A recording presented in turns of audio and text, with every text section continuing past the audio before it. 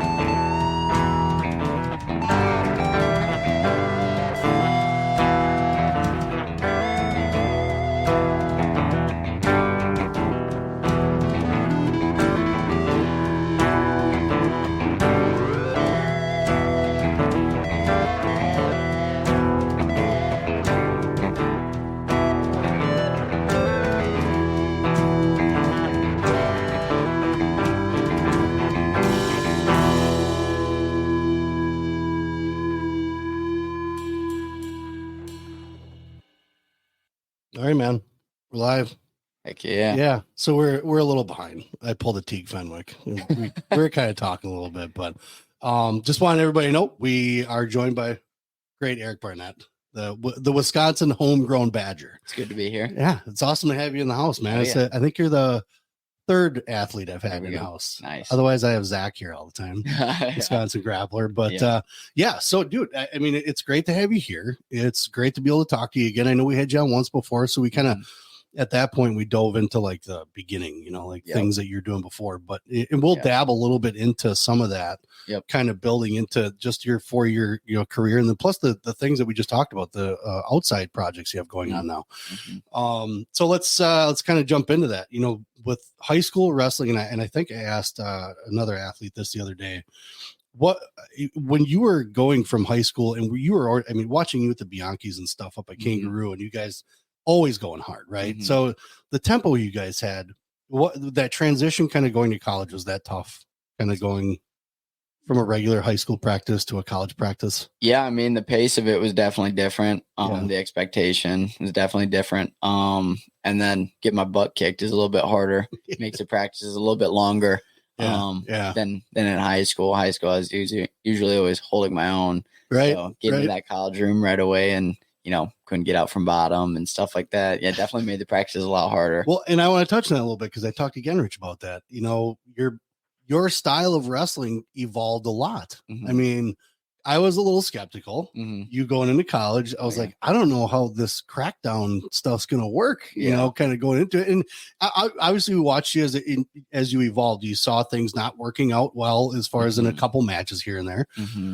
But then we noticed the difference. You were starting to pick your bottom game, especially is what I talked to Chris about. I was like, man, he was like snapping out like after his second year of being in college, like he's putting the work in. So we obviously knew that you were willing to put in whatever it took to make these either all-American status or getting on the podium, whatever it took. Right. So with some of the things that you learned that you were able to, like, was it leaps and bounds beyond what high school was, the knowledge that you're getting from some of the athletes, but your coaching staff as well. Was that a huge detriment to the things that brought you up? Yeah, for sure. I mean, being able to get those feels every single day in the room too, like, you know, dudes are throwing different things at you. And obviously one of my main partners was Seth Gross. So you never know what he's going to do. And being able to get that feel, you know, day in, day out, learning from those things and asking a lot of questions and playing around positions and stuff like that was huge to be able to kind of progress in those positions, especially with bottom. I mean, I was always scared to shoot my freshman year because I was like, well, if I get taken down after I shoot, I ain't getting out. Like I wasn't getting out from many dudes. So that was like the main focus when COVID shut everything down. You know, I was training on my own and getting in, you know, whatever room I could find and they'd allow us in. It was like main focus was bottom, being creative. You know, it's not super orthodox stuff that I do from bottom. I think that's why it works, right? Sometimes it's doing random, you know, fat man rolls and stuff like that and just hitting stuff, you know, out of nowhere and being creative from bottom too, and not so, you know, solid in the position or anything. And that's, you know, part of why I'm dangerous too. I can pin dudes. So from bottom or and it's happened.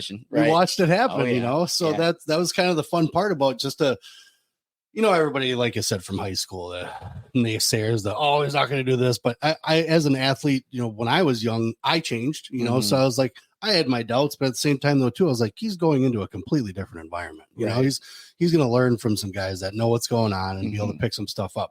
Now, did I know that you were going to be the guy that was willing to listen to that, you know, kind of thing. So that first year was kind of, everybody's kind of feeling it out like it, because we were watching, you know, especially Fox Valley, you know, we're watching because we're excited to see one of our guys in the Big Ten. So was that a little scary going to the Big Ten though? I mean, we're talking about a tough conference, man. Yeah. I mean, it's the premier conference of wrestling, right? I mean, Big Ten day in, day out, especially, you know, January 1 hits and Big Ten season starts and it's, you know, next 2.5 months of wrestling. I mean, last year, I remember I went in a streak 5 matches straight of top 10 guys in the country. And it was just absolutely insane. Wow. Like that it's just crazy. Like you're not getting that in any other conference. So yeah, I mean, it was kind of scary in a way, knowing you had to perform week in, week out. Like you don't have any like quote unquote easy matches. Right. You're not running in there and you're like, yeah, I know I'm going to pin this dude in a minute or whatever it is. So. Well, kind of expound on that. Talk about the mental side of it, because I mean, I don't know. I can't remember when mental mindset came around, but like, I mean, you guys obviously have coaching staffs and guys that have been through the ringer and done things like this, but daunting on your own, right? You know, because you're on the mat like we always say, by yourself. Yeah. What in kind of a mental side of it as you start to work through a lot of things, were you able to kind of work through it on your own? Did you have to reach out for help? Like, how did you do that as far as getting through some of those tough spots? Yeah. I mean, having teammates that kind of, you know, older than me at the time that kind of walked me through it. And just, I think the main focus was not getting too high on wins and not getting too low on losses, because they're going to come. I mean, there's, you know, one dude who never lost a match in college. So, I mean, not getting too high on the wins, but definitely like the focus is not getting too low on the losses. Like if you lose on a Friday, you better be ready to go on a Sunday. At the end of the day, we look at the NCAA tournament, how crazy it is now. I mean, you got 29 seeds placing and stuff like that. Like knowing that you have an opportunity. So I always say like 3 days and like even the Big Ten tournament, like it's fun, it's crazy and all that, but really don't matter as long as you qualify for nationals. If you want to be as high of a seed as you can, but still doesn't solidify anything for you. So, okay. Definitely not getting too low on the losses and going from there. Yeah. So with COVID, you talked about as far as having to get out and trying to find places to train. Were you finding yourself back home or were you traveling across the country? Like where were some of the places you had to get out to because I think each state was kind of different, right? Obviously depending on your Democratic or Republican side of it, whoever decided to deal with things in a certain way. Did you find yourself mainly staying at home during that COVID period? Yep. I was home the whole time. Genrich was willing to open up a room for you somewhere. Yeah. G and Chris and Keegan. Trained with Keegan a lot, and nice. And I was putting a lot of miles in, not lifting a lot, just focusing a lot on wrestling. Yeah, and it was really nice. It was fun. I mean, a lot of people hated COVID, but I freaking loved it. Gave me another chance to kind of recuperate from the college season. Got my butt kicked and kind of zero in on things. Yeah. I mean, I lost a lot for the first time in my life, so it was kind of like, oh my gosh, am I built for this? Like this is tough. So kind of was wonderful. Yeah, it was kind of nice to like go home and be like, all right, let's take a step back. Yeah. Let's retry this. I'll come in totally new. Yeah. And it was good. Just finding rooms around, the Appleton area, Fox Valley, and dialing in on things and trying to get as good as possible. So when you came back home and were things kind of questionable during COVID? Like, did you guys kind of wonder? Obviously, they canceled the championships, but were you guys kind of up in the air? Like NCAA didn't know if they're going to have a season or the next season, especially. Were you guys kind of on the end of, well, it doesn't matter. Let's just go somewhere and wrestle no matter what, and kind of blocked out the news noise, I guess, essentially. Yeah. So were you guys as a team trying to find places too? Did you guys kind of gather up, be like, hey, I got this spot, come on over and let's train, and I can get, we can get 4 or 5 guys. Yeah. I think like in the Fox Valley, we're just finding whatever dudes wanted to work out and whatever, and just trying to find partners that were willing to, go out and, risk COVID. Right. Yeah. Right. Well, it's snitches, man. Right. Like, I mean, there's people that are willing to tell on people like, oh, they're doing this. You know? Yeah. No, we dealt with that for sure. Yeah. I mean, we had our, out in Appleton, we had a room shut down for a little bit because too many people were in there. It's like, dude, if we want to risk it, we'll risk it. Right. We'll take care of ourselves. And what do you want? Healthy. Barrels of bleach and defense soap sitting outside? Right. Like, what's the problem? Right. So bubble wrap. And I know a lot of people were pretty cautious either way. I mean, no one wanted to get sick, and they don't want to get other people sick. So I know everybody, at least on the wrestling side, was trying to do as much as they could to stay healthy, because you didn't know if the next season was coming up right away or not. Right. So with the kind of the COVID, as you guys got through it, what was that COVID year like for you guys once they said, okay, we can wrestle, but we're going to have cardboard cutouts sitting in seats and we're going to have this? What was that weird? I mean, was it just kind of a, like, why are we bothering with this part of it? Just have us wrestle. Right. Yeah.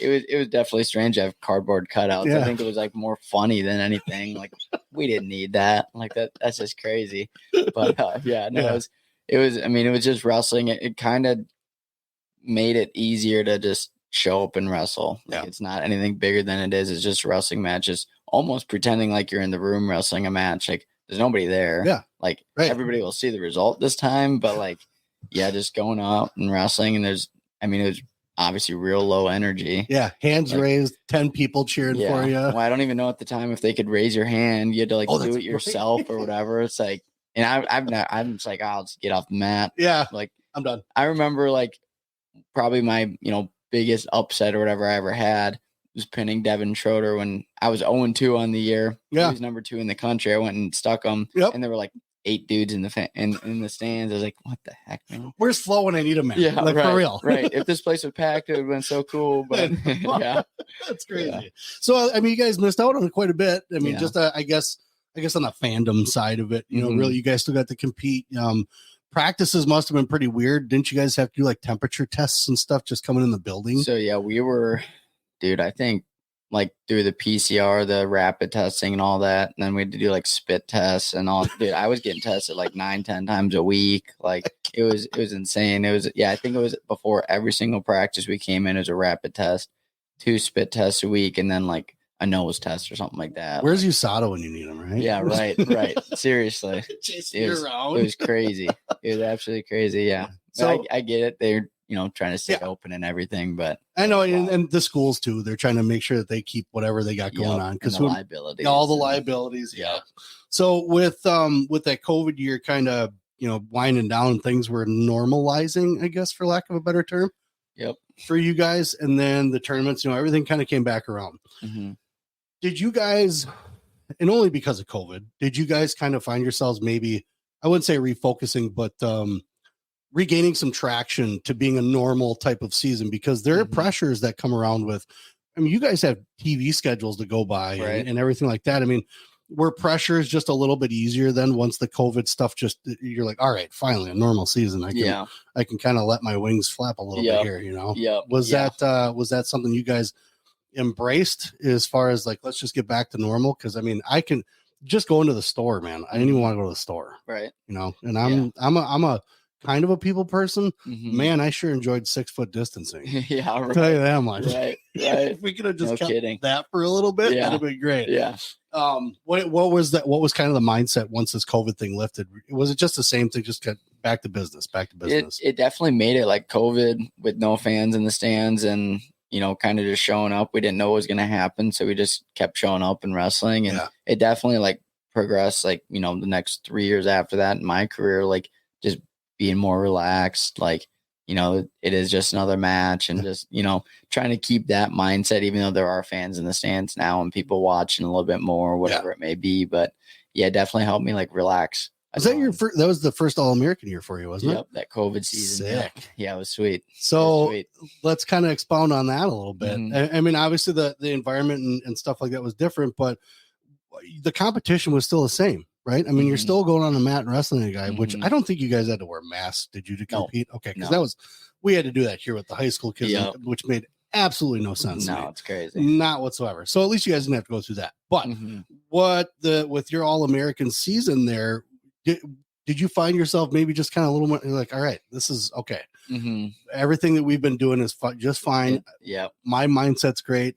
What were some of your thoughts after that season accomplishing that and then focusing coming up to the next season? Yeah. I mean, I think I went to that tournament, the 19 seed. Obviously, nobody imagined I was going to All-American. I didn't really know what was going to happen either. You don't know. First NCAA tournament too. So I was like, I've never been here, you know, pretty crazy and chaotic. But yeah, once I got the job done, got on the podium, then after that, it was kind of a thought of like, dang, I can like really pursue a title. Like this is like realistic. Like I'm not trying to like keep my starting job. I'm not trying to, you know, win a couple matches at the Big Ten tournament. Like I'm like, you know, I'm really doing this shit. I'm doing it. Especially after my freshman year. I think I don't know exactly what my record was, but maybe I want to say somewhere around like 15-10. And I was like, damn. Over 500. Yeah, over 500. I was like, yeah, that's sweet. That's sweet. But in the Big Ten, it's like, yeah, over 500 is like, okay, like you might qualify for nationals through this bracket and everything. And when it got canceled that first year, I didn't qualify. Like they canceled the tournament. And I was like, I didn't even qualify. Yeah. So whatever. Right. Whatever. Right. Yeah. So I was like, dang, I can really do this thing. I still got, you know, potentially 3 years left. And obviously ended up taking that extra COVID year. But I was like, dang, I got 3 more years left to try and win a title. Let's talk about that for a second. Let's talk about this whole Dayton fix upsetness about people as a 5-time conference champ. I mean, I listen to both sides and I kind of hear, you know, I understand what some people are saying, but at the same point though, too, like if you're a kid in college and they're giving you another opportunity, try and tell me you're not taking it. Right. So was there any question in your mind that when they decided to give you guys that you'd take that COVID year?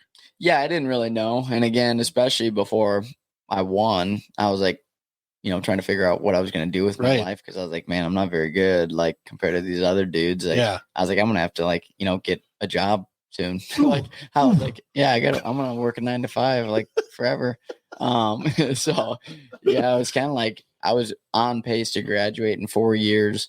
And then after that, it was kind of like, okay, yeah, we'll take it, and kind of lengthened out my, you know, grad plan and all that. Okay. So did you have to spread classes out? Like, okay, this one I'll take, but I'll wait for this one over here. Okay. Yeah. Because that's something that a lot of these kids don't understand just going into college. How am I going to balance my class structure, things like that? Then you get COVID thrown at you, and now you got a whole other year. Yeah. So what was your major? What is your major? I should Personal finance, and then I got a certificate in entrepreneurship. Nice. Nice. You're gonna be a fucking businessman. I can smell it already. That's awesome. Yeah. So with all that balance, were you, because I mean, you hear about, what was it, Brooks or someone saying, it's like, I don't really like school, you know? Like, I get it. Like, totally understand. Yeah. Was that kind of like your thought at first? Like, man, I gotta go to school another year? Yeah. But to me, it's like, man, I get to wrestle another year. Yeah. This is awesome. Right. So you kind of make the like one season a little easier. So that way you're like class load's not so heavy over on this side. Or yeah. So, I mean, lengthening it out, I took extra classes too, more electives and stuff like that. So not like super tough classes or anything like that. But, yeah, I've always told people if I didn't go to college to like wrestle, probably wouldn't have went to college. Right. So it's like this whole time I've been taking, I took 45 classes that I didn't really want to take, but you know, I did them, passed them, you know, did what I needed to do. But you know, I'm right there with them on. That's exactly where I'd be at too. You know, like I don't know if I want to go to school, man, but you know what? I'm going to wrestle another year. I'm just going to take maybe Spanish over here, maybe some cooking classes here, but a little art class. Oh yeah, you can expand your horizons and certain things, right? So with some of the COVID that you know the time that you got to spend and you got your first All-American that year. What was your focus then? I mean, because like you said, you're starting to tell yourself, I can do this, man. Like there's an opportunity for me to expound on here. Right. What was your thought going into that I will call it after COVID? Yeah, I think just keeping along, right? Knowing that I can win and the confidence kind of help propel me for the future year. And not a lot changed. Training, I just kept the same, like kept working hard, you know, a lot of mat time, just trying to pick Seth's brain pretty much, you know, 24/7 every time I could in the summer. And every time I came back home to finding dudes that I could pick their brain that I don't see very much and try and be more creative and kind of go from there. But yeah, the confidence that I got from that was huge to propel me forward. Okay. So as far as the progress, then I mean, obviously practices went on and you guys got to get back into class. How quickly were you guys able to get back into the classes? Don't mind the French bulldog barking up there. It's kind of fun.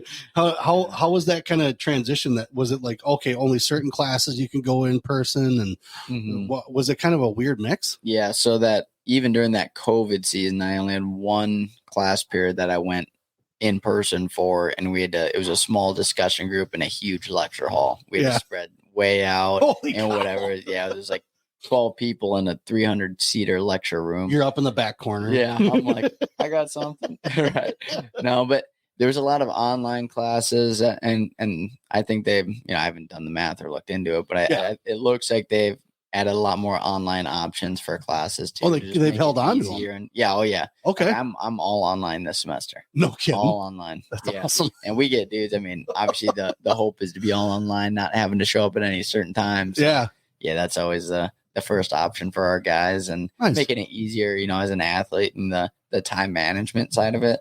Being able to do online classes is huge. I was going to ask about that because that was another. Not only does the level of like competition change, but like your time management. Because I mean, high school kids in general have a hard enough time balancing real, you know, their life with sports and then with school. Right. Because you guys are such a like at a high level, and obviously you're going to Madison, no slouch school. Right. So how was that a big struggle going into college with management? It was for sure. My freshman year, I definitely struggled with that. You know, getting all the work in, obviously, college classes aren't easy. There's very few that are, you know, kind of cakewalks or whatever, and like trying stuff out. But it was definitely hard to like manage my time of going to classes, getting my study hours and getting my workouts in, cutting weight, you know, doing all those things. I still got to eat, do lunch, like all those things add up. And it was pretty crazy to, you know, and living in a dorm, travel time, all that. Yeah, it was pretty chaotic that first year. Do you find yourself, was it classroom, wrestling room, classroom, wrestling room? It was. Yeah. That's what it was. Really, it was like morning workout, straight to class, eat, you know, maybe have another class, and then you work out again. And then it's like, 5 p.m. Now I got 3 hours of homework that I have to do. Yeah. And then, you know, bedtime's at 9 because you got 5:45 a.m. workout or whatever it was, you know, that freshman year. And were you ever a video game kid? I was never good at them. I played them. Not a ton though, but I like playing video games. I get Liam lost. At the end of the day, he comes home. He does his homework. He does all right. I'd say he's a 3.6, 3.7, you know, kind of kid. But he comes home and it's like he disappears. These kids with gaming, like he's buddies with Peyton, like Lee, you know. So those Lee boys are all about being online gaming and stuff. And as soon as I'll go up in like first 10 minutes, he's comes home and I go upstairs and look, and he's up there doing homework. Then all of a sudden, half hour later, you hear whatever he's like yelling at someone on a video game or something like that, you know? So I just find it interesting to be able to find that balance of because I don't know how he's going to do because I'm not giving him. He's going to figure it out. I told him figure it out now, right? You know, try to figure out some time management because I'm pretty harsh with that stuff. You know, I don't want to. I think a lot of things now, especially having him on here or being out at tournaments, like I'm not giving him help with anything. Yeah, if you got a question, I'm there to guide you. Right, you know, kind of thing. How was that with your parents as far as going into college and? Obviously you're a man, right? You got to be able to kind of figure things out, but you kind of find it like a balance with like, hey, mom, dad, I'm struggling with this. Yeah. Or you seem pretty tough. You seem like you can dig down by yourself. They let me be independent since I was in middle school, and a lot of the tournaments when I would travel, I'd just go with other kids and travel with their families. And my parents, I'd leave, they'd send me with a couple dollars, and then I'd come back and they'd be like, good job, or dude, what the heck? Yeah, right. It's like that's kind of the balance, but it was a lot of independence and weeks away from my family. Even when I was like 12, 13, like let me learn to be independent. I definitely think that helped me in college, like trying to figure things out. And definitely a lot of phone calls home. Like, dude, I don't know what, you know, a lot of time I was like, dude, I don't know what I'm doing here. Like I suck. Like there were days I'd come home and like, dude, my body hurts. My grades aren't good right now. Yeah. Like, I don't think I'm cut out for this. And they're like, hey, just keep showing up, get your work done. And show up to right and just keep chugging along. I think that's why COVID was so good for me to kind of like rejuvenate and all that. And like a reset button. Yeah, it really was. And kind of a second chance, kind of, because I was like, dang, I don't know if I'm built for this. Like this is crazy. Yeah. When the COVID hit and there were some of those seniors that didn't get that back, and obviously they weren't opted for that year. Right. Were you guys in the room kind of like just as disappointed? And I mean, I would imagine tears are being shed, you know, as far as that's tough, you know, I mean, especially for guys that are going to qualify, right? You know, were there any types of like wants to like, I'm just going to throw it in now kind of thing, just because of the disappointment, you know, not even so much that I'm not made out for this, but just the disappointment of what's going on. Were there guys around you just kind of thinking, even you thinking, I don't know if I want to even do this now. It's over with. It was just so much happened so fast. Like it was like, I think it was on maybe a Thursday, the Thursday before nationals. And I remember coming back from class and we had practice at 3 is maybe 2:15. And everybody's in the room. I was like, what? I've never seen that before. And everybody's sitting on the bleachers and Bone was talking to them, like telling the news. And I'm like, oh my gosh, like, that's crazy. And like, we had an old team too. So it was like 4 or 5 guys. I want to say that their careers are done. Like they're just done. Man. And so for them, and I didn't see, I mean, we got kicked out of the dorms right away. Like we had to go back home that next day. We're out of there. So it wasn't a lot of time to like, be like, dude, how are you? It was like, you guys didn't even get a 30-day eviction notice, man. No, right. I was like, luckily I'm only a 2-hour drive home. These dudes, like some of these dudes live in Cali, and all that, PA like, and everything. Yeah, right. Like they're traveling away. Like I didn't see any of those dudes, and I mean, I can't imagine. I mean, for me again, it was a good reset. So I think for a lot of the guys, the young guys, it was like, okay, I learned a lot in my first year. How are we going to come back and change things and like be able to be better when we get back and you know, understand the time management that goes into it.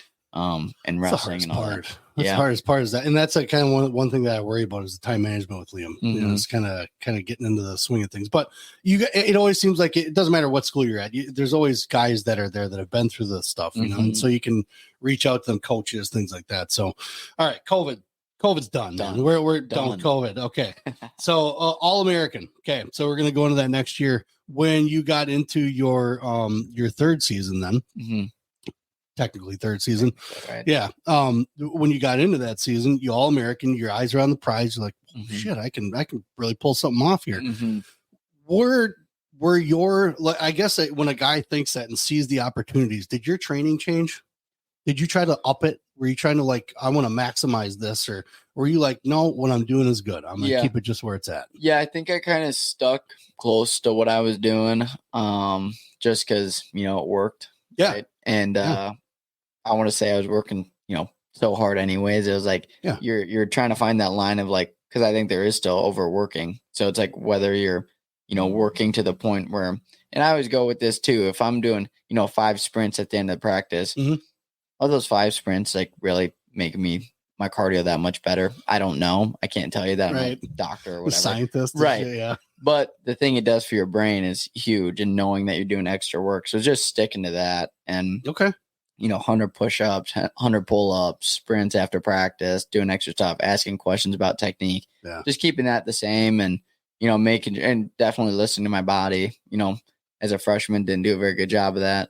Sophomore year, that COVID year, a little bit better. And then, by the time I was a junior, I was like, okay, I know how to listen to my body a lot better now. Know when I need treatment, know a lot of like, okay, I feel something right now. I'm not waiting a week until, I'm like, okay, this really hurts. And then I got to get it taken care of. So it was always like preventative more than, rehab. So, trying to be more professional about it, I guess. And, but I didn't change a ton. Yeah. That's good. I mean, and to me, that makes more sense than trying to, pick something up that's completely different from what you're doing before and throw, I guess, for lack of a better term, a wrench in it or whatever, kind of switch that up. So that makes a lot of sense.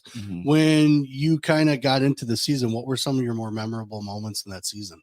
Yeah, that year it took, so my first and second seasons at the Big Ten tournament, I took 10th. Yeah. I was like, the year I All-American the first time, I was an at-large bid. Didn't actually automatically qualify. With the wins early in the year, we assumed I was going to go, but we didn't know for sure. Right. So Big Ten tournament, that third season, took second, made finals, obviously automatically qualified. I think I got maybe a 6 seed. I think that was, it's like 6 or 7. Yeah. So it's super solid to, be in that position to kind of be like, okay, I'm supposed to be an All-American this year. Going into the tournament, like knowing who the route should be and everything like that. Just a lot more confidence in there, and knowing I've done it before too, because this season was the first time I actually won my round of 16 match. Never made it past the second round and on the front side. So but the first year lost in round of 16, wrestled 3 matches back to place. And then that second year was the same thing. Lost in the second round. But then it was like, okay, I know what I got to do. I've done it before, It's fucking resilience, man. Especially coming on the backside. It's tough. Holy cow, dude.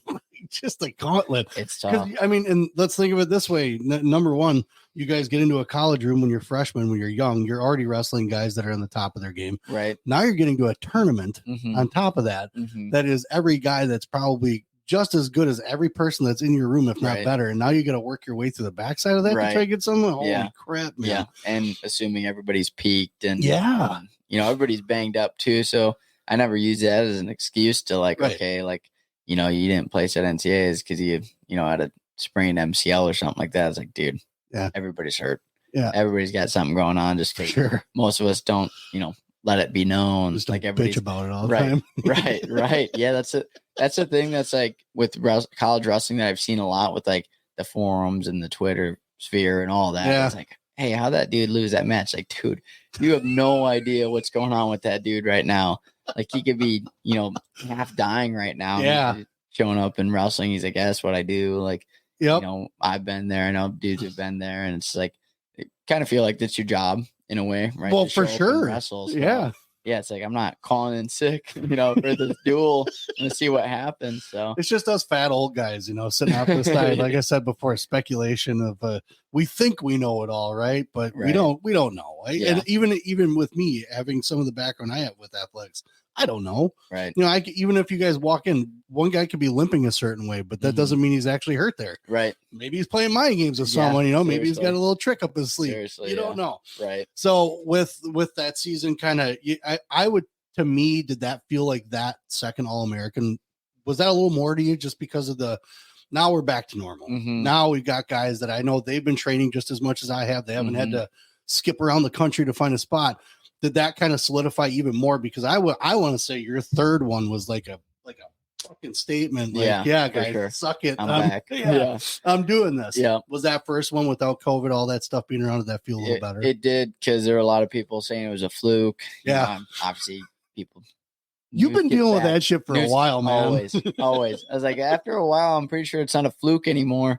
I'm telling you guys, I'm not overrated. Like, I've been winning pretty much forever. So Yeah, no, the second one felt so good. And some of those EIWA dudes or the Ivy League guys who didn't get to wrestle saying it was a fluke that, some of these dudes plays. It's like, hey, if I've learned anything about the NCAA tournaments, nothing's guaranteed. Yeah. So it's like, man, so the second one felt so good to get. And, sure. And, went out with a win too, taking seventh. So I was like, all right, I'm not, the last placer. Nope. So Yep. That guy is right over there. Yeah, right. That's the one. Right. So we'll get past that now. We'll get into the last season here.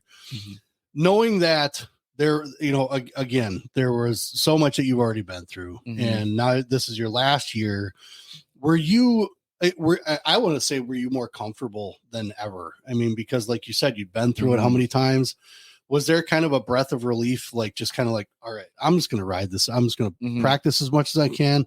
I know what I got to do. You got Seth Gross, that they're able to practice with. Plus now you got a couple more guys up in the room. Some of the young guys. Right. You got some fresh meat in the room. You kind of throwing like a Nicolai Rivera, guys like that. Throwing some curveballs at you. Having some fun with it. Were you having a little more fun this time around? It was definitely a lot more fun. Yeah. Besides the weight cutting, that's never fun. Sucks. But it was definitely a mindset of making sure I'm healthy for March. The whole season, lost matches. Everybody, obviously shouldn't lose and getting upset a couple times, but it was always like I didn't get hung up on it because I'm like, again, I know what the past seasons have happened and what people do in March, and went in with the mindset of 3 days in March matter most. Just trying to stay healthy and attack it from a more professional lens. I was fortunate that school wasn't a big drag on me and didn't have to worry about that too much. Taking care of my business, but it wasn't super strenuating and all that. So it's definitely a lot more fun and taking it kind of in a different role too. Like, okay, I'm a 5th-year senior. We have a young team. Getting to help these guys a lot, kind of show them the ropes and how it should be done. Being like a team leader to the guys. It was a lot more fun, a lot different lens. And for sure. Knowing it was the last run too, it was like, all right, this stuff is pretty tough, and knowing I'm done soon it felt good. I want to touch on the 125-pound weight class in general this year. You guys were all over the place. Yep. You weren't any other. You were one of the group that was coming through, and you guys are just. It was everybody was beating some guy this weekend. Yep. Another guy, wasn't it McKee that you pinned? No, he pinned me. No. Who was the guy that you pinned? It was a big one. McCrone. I pinned McCrone. Yes. I pinned Tanner Jordan. Yes, that was another one. But the guys were all over the place. I didn't mean to bring up McKee, but whatever. No, I'm over it. Yeah. But it was like you were having these wins, and like I was getting ready, like as like NCAA is gonna be awesome. Yep. Because you don't know what's gonna happen. Right. So is it hard? I mean, obviously you're gonna train the way you want to train. You're having a little bit more fun. You're a little more loose and relaxed this year. Did you find that was like a kind of a, I don't know, like a challenge for you? Like, all right, okay, we got all these guys mixing it up. You were right there with everybody else. I mean, everybody's numbers were changing every week, right? So it didn't matter who beat who. It was who was going to show up that weekend. Yeah, exactly. You couldn't pick a champion. Exactly. Yeah. And I'm sorry, and I'm going to get some hate for this. Straight up, Matt Ramos was not on my radar at all to win it at all. No, not at all. I would have put you before him. You know what I'm saying? Like, I appreciate that. But that's kind of where things were, because everyone's like, you pinned Spencer Lee. Like, so did Piccinini. Where did he go? Yeah. That's true. Someone got a hold of someone. They held on tight and they got it done. Right. That doesn't mean you're going to come back the next week and do the same thing. Yep. I think this year that weight class kind of proved that same thing. Yeah. Like you weren't just going to come out and dominate every single person you wanted to. Right. So as you're kind of going through this season, all this talk about whatever, and I'm sure there's not a ton of it that you pay attention to, but really like, holy shit, this is going to be kind of a season this year, as far as just duel to duel, not even NCAAs. Yeah. I didn't see a lot of stress on your face. I saw the beard get bigger. Oh yeah. But I didn't see the stress get any more. Even like some of the losses or whatever, you're just like, all right, man, it is what it is. Are you finding yourself to be way more matured? Obviously you're getting older. You said you've been there before, but the maturity level as far as taking a loss, how did the losses hit you this year compared to like the year before? Yeah. Right? Do you find was it different each year? Like, oh man, I should have gotten that one. But then the year after, you're like, that's all good. Because I'm finding even with state that all these duels, It's all practice. It is for that. It is. So I think if people lose sight of that because the team race and things like that, right? Were you finding yourself to kind of realize that a little bit more as time got, came down the road? Just like, hey, man, I went out and did my job, tried my best. NCAA is what matters. Yeah. I mean, that first year All-American kind of propelled it the next 3 years of like, dude, I mean, I started the year 0-2. Yeah. And then it's like, now I'm an All-American. Like, I'm understanding those losses don't really matter. And it is pretty much practice. You're just getting a feel of dudes and, kind of, it's just scouting at that point. Like, obviously you don't want to lose. Well, right. But, just scouting at that point and definitely feel more mature, like going in that 5th year, like, all right, take care of business this year. With how crazy 25 was too, is like, I didn't have to worry about one name or think about one name. Yeah. It was like, dude, I'm just going to train. Yeah. I'm going to show up and wrestle whoever is there. And I'm going to, do my best to beat them. And it was a lot more loose. Yeah. Not worrying about like any one specific guy. Like, obviously I know who the top dogs were at the time. But like you said, like my match going in to Purdue against Ramos, like it was like, okay, I need to win this one. I can be ranked number 1 in the country, this and that. And then I lost. And I was like, all right, being ranked number 1 in the country is not as cool as winning a national title. So like, all right, we're going to try and go get that thing. And worked out pretty well. Were you up as high as number 5 or 3? Depending on the ranking, I was 2. I think on flow, maybe. Yeah, I was 2. So it was, I don't know if they did it because of the antics, knowing that we had to duel each other that week. So it was 1 versus 2 and, a headline that they could post. But there's a lot of movement and not a lot of it like made sense. So it also helped me like stay out of it too. I was like, who gives a crap? Right. Which you're ranked and especially in November. Even with these kids, like Liam's 20 on one, he's 13 on another one, and he's 8 on or 9 on another one. It's like, I don't understand who's buying what, like who's into what, you know, like I don't understand where are they taking off season stuff and putting freestyle into it. So I would imagine like, and it's hard, I can imagine, especially going to college, you're pumped to be there. You probably watch him a little bit more, but then as he grew, like you just said, like, whatever. Yeah. NCAA is what matters. Yeah. Man. This whole dual stuff, whatever. Yeah. So that's why like the McKee thing didn't even stick out in my head as far as like a win-loss thing, right? Yeah. Because it was so back and forth. Like McKee got pinned a couple times before that and then or lost by 5 or 6 or whatever. Yeah. So it was very hard to even try to imagine who's going to take that number 1 spot. And I think that's kind of what was going on. But now as you got through the rest of the season, what I don't get, and I've always had questions on, what qualifies you for the NCAAs? So based on your season, I think you have to have like a 700 or above, like winning record or winning percentage. Okay. Yeah, I think that's one of them. Because like however they earn the allocations, I honestly don't even know. I just kind of like, all right, cool. We got. They just let you know. Knock. Yeah, they're like, all right, Big Ten, 125. I think this year we had 9. It's like, all right. And even for me, I was like, all right, take top 9, automatically go. And I go win a national title. That was just like, I don't even, I should probably know that, but I don't really know exactly what all goes into it. Interesting. And all that. I know if, win-loss percentage is part of it, but the rest, I don't even know. Well, it just proves more that you're kind of on the mode of, I want to practice, I want to go wrestle, and I want to perform. Right. And that's all you gave. I'm going to call you little guys, but all you little guys did that this year. Like, it was fun to watch the whole season. Right. I was especially impressed, like I said, watching you grow coming from the high school season to now and how you've evolved. I mean, just in general, the wrestling, your attitude, just seeing the different styles that you're kind of putting across the board and, but still being Barnett, you're still doing the Eric still thing. Pinning dudes. Yeah, exactly. Right. I mean, you were still just like you were in high school.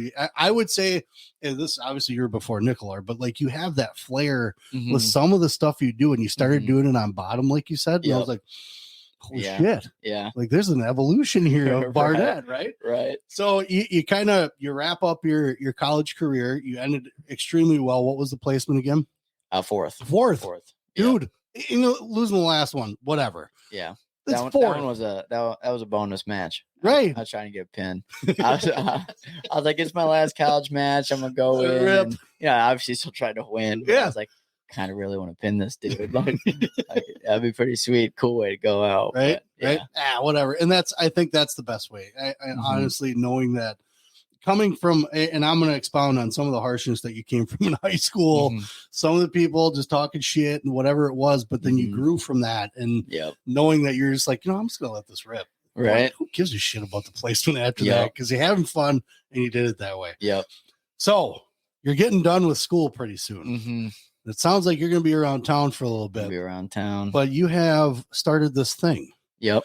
So Complete wrestler. Yep. Let's talk about that a little bit. So the complete wrestler was something we talked about a little bit before we started. Mm-hmm.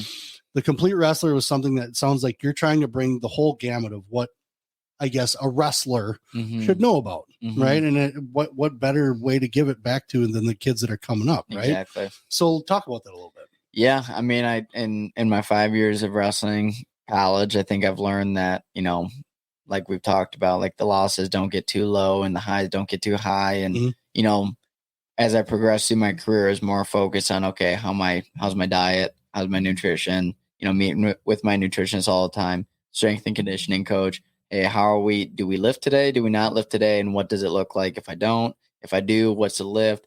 How are we dialing it into, based on my injuries or what hurts, how sore I am when I compete, all that stuff. So dialing it on that end and talking to our sports psychologist, learning things from him.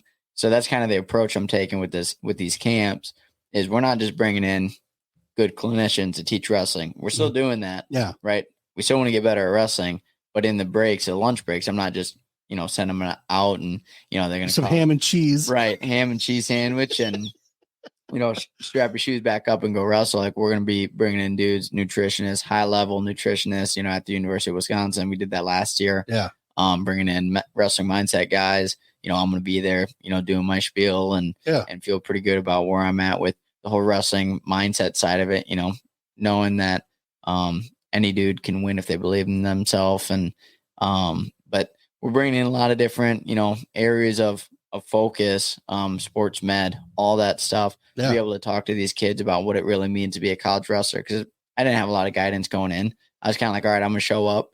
And then they're like, when I get there, they're like, oh, do this, do this, do this. I'm like, okay, well now 5 years later, I didn't do a lot of those same things. It was like, okay, this is what works for me. Everybody's different, but hearing, the stories and everything that we're bringing to the table at the camps is going to be huge for kids, especially the high school kids looking to wrestle in college at whatever level. Yeah. They can kind of hear those stories and be like, okay, maybe we can do this. And, the idea is to stay in touch with those kids as they go to college and helping them out. Yeah. How I can. And, okay. And I think of it as a whole human approach to wrestling, right? We're trying to make good employees, good wrestlers, good humans, healthy humans. Yeah. We're not just teaching them technique. Right. Again, still want to teach them, high level technique, show them, some of the funky stuff that I do and, that's right. And bringing in other guys that, are super solid and have had a lot of success, and let the kids hear the stories and hear what it's like to be a college wrestler instead of just like, here's, 20 moves. I got paid. I'm ahead home. So let's talk a little bit about what you're trying to bring. What do you think you're bringing that you think would have been helpful to you walking into a college room? Yeah, a lot of the sports, the wrestling mindset side of it is huge. Understanding nutrition better. Did they just throw you like, hey, you got to make sure you make weight? So, yeah, I mean, I knew nothing. When I was in high school. I'd cut weight and, my post-match or my post-weigh-in meal would be Cheez-Its and chocolate milk or whatever, the crazy stuff, whatever I could think of, right? Yeah. Whatever I could get my hands on. Yeah. And then a lot of meetings with my nutritionist about, all right, we're going to do, how much fruit do we need to do after weigh-ins? How many ounces of fluid do we have at a specific time within that time frame of, and it was a lot different this year with the 2 hour weigh-in versus a 1 hour. How do we dial that in? Yeah. So, and then what works for me, what works for somebody else, like my diet, after a weight cut is different than, DJ Meaties or whoever it was on the team. Like, we're all varying in that way. So dialing it in, like, there is no one size fits all. Everyone's different. That. So timing of, I'm a lightweight, so I'm usually first match up. So I got even less time than these other dudes that, might have 3-4 hours to, to wrestle and warm up times. And there's coaches have their job of like, okay, this is how I did it. Yep. And then, so I think you can do it. And then also having the resources of like nutritionists, like, is like, okay, this I know goes well in your stomach, you can gauge how you feel, and that's why we do a lot of like practice weight cuts before the season. I don't think this year we made scratch at all, but we made I want to say like +2, +4, +6 or something like that. Okay. Like shrinking the body, dialing it down. And, Bono does a good job of like tapering it down, not just saying like, okay, on this day you're making scratch weight, you better be ready to wrestle. Like he's, gauging us down week. So those guys were paying attention to it with you. For sure. Your coaches were. Sure. So it wasn't just like you're walking in the room and they're just like, hey, make sure you're 125 next week. Right. And then you're off to your own devices. Right. That's kind of what I was curious about is, were there guys that were like, hey, we know this is hard.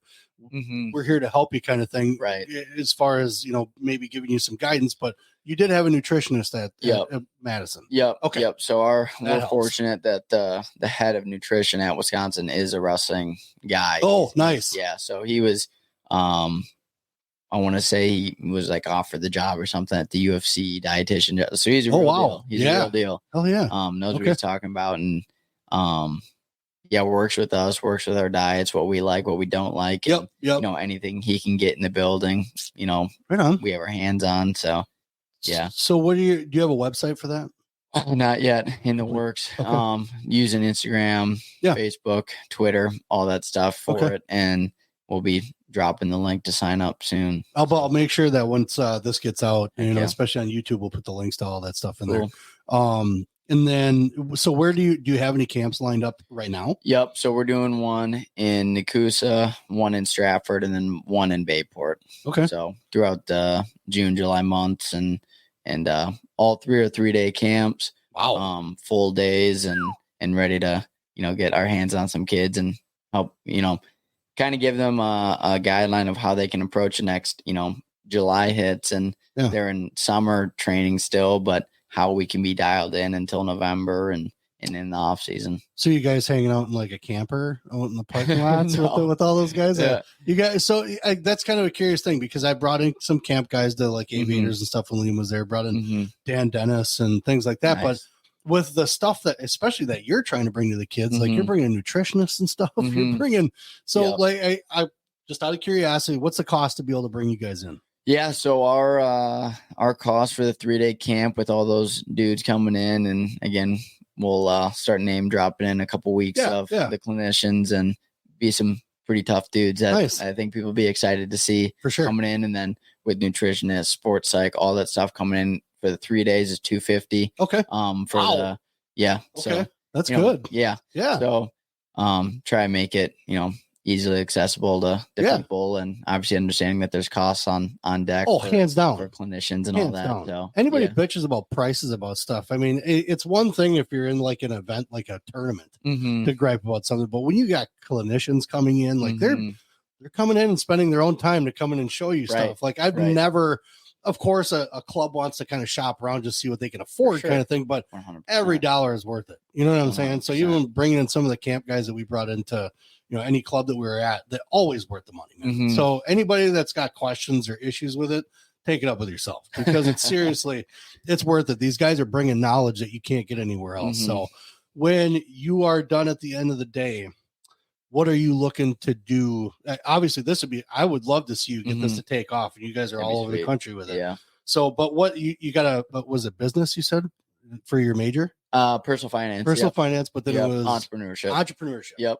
What is your goal to, to sustain? Because it sounds like you're going to be sticking around here.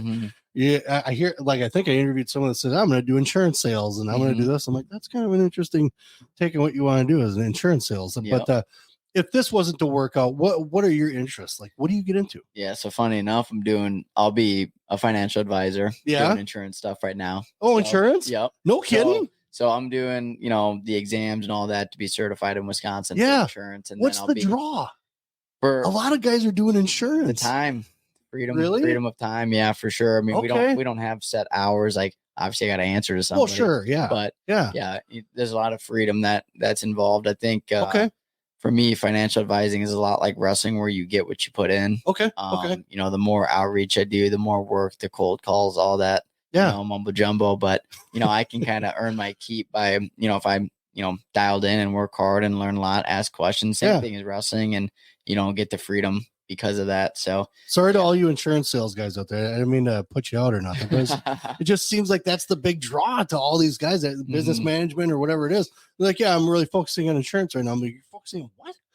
Okay. Because I think, I mean, when I think business management, I'm like, you guys could start your own thing doing whatever you wanted to, and just knowing where you come from and what you've been through, like you could start whatever you wanted to and be successful, but I hear insurance a lot. Like, okay, maybe I'm missing the ball on something. I better get an insurance or something. That's awesome. Right. Well, good for you. And so like this year we've seen a lot of guys kind of float out of the room, right? We saw Hamady go to Oklahoma. Well, he's always wanted to wrestle there. Was he on his last year too? Is that kind of a last year? He's not graduated yet. He's going into his 4th year. Okay. So okay. I don't know what the plan, because he's got a red shirt too. So I don't know if he's he does. He does. Yep. So he was, he's a young kid too. He was, I think, 18. He's, young. I want to say June birthday. Yeah. So I mean, he's a young dude. That's and Liam too. I don't even think he's 21 yet. Like he's young. He's young. He's going into his 4th year of college. He's not even 21 yet. So. Yeah. Yeah. So I'm going to ask you a couple questions here towards the end. We kind of, and I know what to touch and what not to touch here. So you're going to be done with Wisconsin, right? Now, do you plan on kind of going back and helping the room at all? We'll see what they want. Right. I'm open to it. Right. I want to help the next generation, big Wisconsin guy. And that's, touches on the complete roster too. That's why I got 3 in Wisconsin. Right. I could go down to Illinois and, or Iowa, Midwest, anywhere, but I want Wisconsin to be good. I want us to keep, and we're getting good with AWA and all those dudes and Czar and RT and all that. I mean, we're getting real good. We're on the map and I want to keep that going. So speaking of coaching, you kind of eyeing up any coaching things here? I'll be around. Yeah. I got some things in the works. No, I'll be coaching in some degree, no matter what, and whether it's privates or practices, drop-ins, clinics, camps, all that. I'll be around. Do you have like 5 or 6 interests of places where you'd want to coach? High school wise, college? Yeah, I mean, college would be the goal. Coaching in college. At the end of the day, it is a business. So that's the side of it that for sure that I don't like playing too much, the business side of it. Yeah. Just want to help kids be able to make a living doing it. But yeah, I mean, a lot of interest, a lot of opportunities, and I'm curious about where it'll go, how things play out around the country, and with NIL, you never know what's happening, and you opportunities. Absolutely never know what's happening with NIL right now. Right. So that's where obviously there's a lot of people that are asking about what's going on with the Wisconsin room, what's going on. Obviously, we know that everybody has their own plan. Right. Everybody's got their own thing going on. We can hear speculation about certain things. And I told you this before we got onto this. That's all us guys on the outside can do is speculate. Exactly. And that's it. Exactly. So there's a lot of questions on the forum. And I think I'd be a dickhead if I didn't put it out here. No, that's fair. But and I know you can only say so much, but as far as the room, reading the room that you're in, how do you feel next year is going to go and maybe the subsequent years down the road as far as the coaching staff? Yeah. I mean, I'm not the AD. I'm not I don't make the decisions. And, and again, I think we have a really young team, but, I might be biased because they were my practice partners, but Nick Lard dropping down to 25, Zan Fugit potentially at 33, Brock Bobzian, seeing how that lineup goes. Dylan Poy's in the mix too, around there. So, we got Condon, we got dudes like Meckler, he's a vet, in his ways, trusting in himself, and up and down the lineup, we got a young team. I'm excited to see how they do next year, and not a lot of returning NCAA points or nothing like that. Correct. A lot of opportunities, there, and wish them nothing but the best. And I think we can see some big things happen from that young group. I don't want to bring the young guys down. So if you guys do watch this, just hold on a second. But there are some people concerned. There are some people watching from the sidelines, us speculators, are watching from the sidelines thinking, what the fuck is going to go on next year? We just had Hamady leave. You're graduating. So you're done in the room. And it's not to say, you just mentioned 4, 5, 6 guys that have potential to do the things they need to. Right. And a lot of people are questioning the coaching as far as, and again, you did your thing, you progressed and did the things that you needed to do. But a lot of people throw this out like, well, I don't think they can develop this guy and they can develop this guy. I think there are certain coaches that know how to do certain things and certain coaches that excel at doing certain things. They're trying to figure some other stuff out. Right. I'm not a coach. I don't know what it takes to coach a Big Ten team. I don't have the knowledge of coaching a Big Ten team. But I think if I were an athlete, I think I'd be a little worried. As far as like, cause I mean, it goes year to year, right? What the hell's going to happen here? Right. And guys reaching out to each other, you know? I think the read around the room, read around the room. Yeah. Right. Play on words. I think that people are still excited. There are a lot of people that still have high hopes of what we could see from the Badgers next year. And people can hate me. I've been a Hawkeye fan since I was 5. It's just the way it goes. So I don't necessarily look at it that way. I look at it from an outsider's view of like, well, here's what's happened the past 4 or 5 years. You know, you've had some of these guys that were really strong wrestlers coming in. I think a lot of people question the developmental ability of what's going on in the room. Right. As far as what you're concerned with, obviously you're not going to be in the room that much anymore. You want to help, you know, grow your business and do the things you're going with a complete wrestler. Do you see, as far as just your site, do you see that this coaching staff goes on for the next couple of years? So, yeah, I mean, definitely I could see it happening. Contracts there. Again, so. Right. Yeah. So again, you know, I'm not the AD. Right.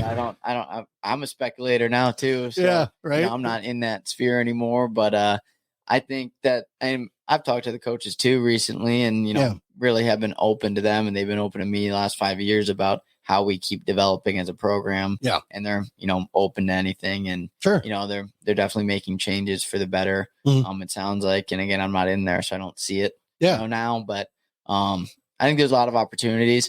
We'd be mistaken if we didn't, you know, take those opportunities, and use them. And, you know, we saw the NCAA performance and the season this year, and it's just a lot of room for opportunity and being optimistic about it and where we're at and, you know, trying to develop those guys and trying, you know, we're doing through my 5 years, we've definitely changed, the course of how they've tried to develop guys and they're trying new things and doing more of like kind of more of a whole human approach too about our personality tests. We've done those and, you know, meet with our nutritionist more and diving into some of those other aspects. And I think of it, the coaching staff as like a pie. Okay. And you're trying to get, you know, 100% of that pie filled. And how can we take Reader's strengths and Bono's strengths and Seth's strengths and Garrett's strengths and make that 100% pie. Right. And right now I think there's some overlap on that pie. I don't think we're at 100%. I don't know if any coaching staff is at 100%. Right. No. But trying to get as close to that as they can is huge. And I know there's a lot of emphasis on trying to make that a thing and grow the program. And, you know, and we're also learning a lot too with NIL and transfer portal. And it has changed the landscape, man. It's huge. I mean, it was already a business to a degree. Yeah. Now it's only like almost only a business, right? There's a lot of money involved and which is great for the athletes. I absolutely love on NIL. Hell yeah, man. You know, did you get hit up with any kind of like, hey, saw what you did last year? You want to come here? There's a little poaching. There's a little tampering going on for sure. I'm not going to out any program. Well, no, but, so was it the coaches or were there athletes reaching out to you? It was no direct conversation with coaches. So I don't know the ins and outs, and I'm not a lawyer, so I don't know what's legal or not. But there was some. Hey, I know you know this guy. This guy's going to call you and be like, all right, this is what's on the table. And okay. Yeah, but you stayed. I stayed. There was nothing enticing enough to get you out of the grasp of the Badger claws. No, man. I was there for 4 years and wanted to finish it out, you know, at Wisconsin. Yeah. You know, I have families here. There's a reason I decommitted from North Carolina when I was a junior to come to Wisconsin. I want to be close to my family. Yeah. You know, I'm engaged. My fiance lives in Wisconsin, you know, up in the valley, and Liam didn't want to leave too far. Liam kind of asked me about this. Like, oh, you think Eric got any NIL offers? I'm sure he did. I was like, but he's on his last year. Right. You're going to uproot yourself unless you already had and that's the only way it would happen in my eyes. If you had coaching interests someplace else that you were getting an offer from, why would you change? Right. You know, why would you leave? So you stayed in Wisconsin. So that's even sweeter. Yeah. Some people want to chase the bag, and, you know, I don't blame them for wanting to go get paid. If it's, you know, they don't make the rules, right? No, they're just going to get paid by them. Yeah. And you know, wrestling's not a huge money sport. So if you can get paid doing it, go do it. Yeah. We don't have a WWE for NCAA wrestlers, you know, like exactly. They tried it a couple times. Right. It didn't work. Right. So you have the complete wrestler. Mm-hmm. It sounds like you're putting down roots in the Fox Valley here, from what I hear. So that's even better. Yep. Any thoughts on opening a club? Yeah, I've thought about it. We'll see what happens, and I want to give back to the community that helped me and where I grew up in, and it's awesome. And we'll see. Definitely going to take it slow and not jump into it too much. I'm obviously starting a job soon, so we'll see how that whole thing goes, and a lot of responsibility there, and but definitely a lot of camps, and looking to do privates, clinics, all that stuff. I'm glad you're bringing it back, man. Yeah, it's good to see. It's good to see that we'll have something, another guy, because as far as I know, like Cleaver's around once in a while, but then we have Robert Lee, he came from Pitt. Now we got you here. We probably got a couple other guys that were in the NCAA. So it's really good to have this now. I think like just mounding up this mounding of knowledge. Yeah, for sure. So it's really cool that you're bringing it to the kids like that. Guys, again, look for the Complete Wrestlers on Instagram, Facebook, I believe too, Twitter, whatever. He probably got on TikTok too. Who knows? Yeah. But look on all social media for the Complete Wrestler with Eric Barnett. Obviously, he'll have information on those pages. He's got clinicians he's going to be lining up. So pay attention. Stay tuned. We've been going for about a little over an hour. And we're going to talk a quick hour. It was a quick hour, and that's, I think I appreciate the guys, especially, like guys like you coming on, and I try to keep the questions as professional as possible. Yeah. So hopefully the forum's happy that I got some of those questions out. Yeah. Whatever they wanted out of it somewhat. Right. But I appreciate you guys and the time that you guys do take out to do this stuff, because I want to get you guys out there as much as possible with the name and especially the stuff you guys are doing now, post-graduation. Right. I mean, that's big. You want to have a good leg up on. I am definitely not Bashamania or Willie that thousands of people watch, but at least people around here I know where you're coming to, and I know watch this. So it's exciting to have you back. Absolutely. I'm going to lead us out with some music, and you and I are going to talk a little bit more once we're done here, because we got some training planning to do. So to everybody else, peace out. Thanks for watching. We are done. It's been Eric Barnett, 3-time All-American, man, for the Badgers. Let's go. All right.